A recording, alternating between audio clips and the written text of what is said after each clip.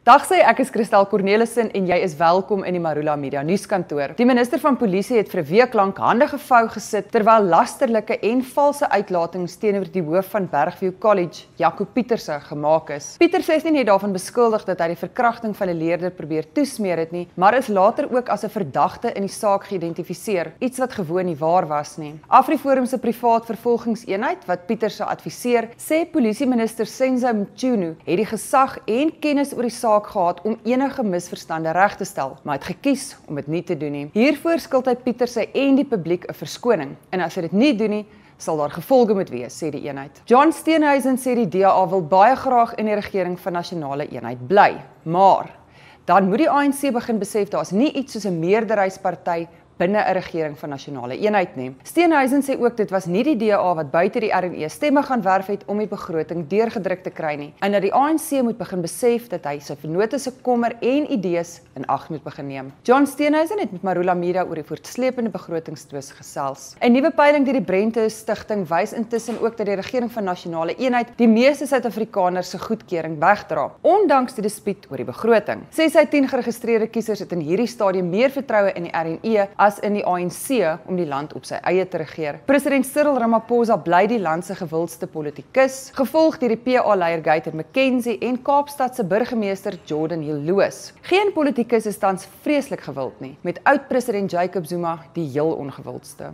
Die bevindings van 'n forensiese ondersoek na die George gebouramp is bekend gemaak en wys onder meer na ongekwalifiseerde personeel, registrasie-ongeruimthede, leemtes in vaardighede en skendings van standaarde op beroepsveiligheid. Thembi Simelane, minister van Menslike Nedersettings, het die bevindings Woensdag bekend gemaak. Die verslag bevat onder meer 'n aanbeveling dat betrokke amptenare verantwoordelik gehou moet word. En Suid-Afrika se suiwelproduk van die jaar is mascarpone kaas. Hierdie dekadente mascarpone kaas, vervaardig deur RFG Foods in die Wes-Kaap, is pas as die top suiwelproduk in die land aangewys. Die kaas bevat vye en pekanneute en het pas met die toptoekenning by die jaarlikse SA suiweltoekennings weggestap. Gaan lees hierdie en al die ander berigte op Marula Media en geniet die dag verder.